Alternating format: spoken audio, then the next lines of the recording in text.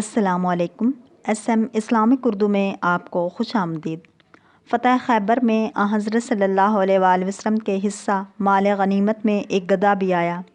آپ صلی اللہ علیہ وآلہ وسلم اس پر سوار ہوئے تو اس سے پوچھا، تمہارا نام کیا ہے؟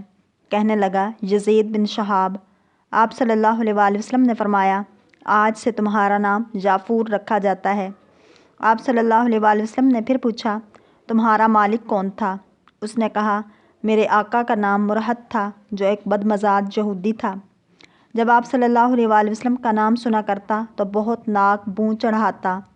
جب وہ میری پشت پر بیٹھتا تو میں دانستہ بدک جاتا اور اسے نیچے گرا دیتا۔ میرے ساتھ اس کا سلوک بہت ناروا تھا۔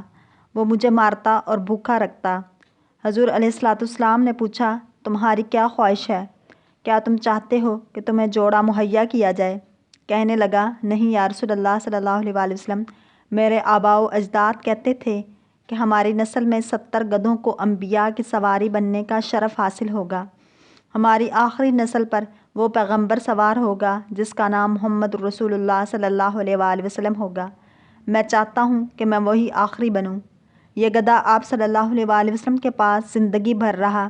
جب حضور اکرم صلی اللہ علیہ وآلہ وسلم کی وفات کو 3 دن گزرے تو نہایت کرب و اضطراب کے عالم میں ایک کنویں میں گر کر مر گیا۔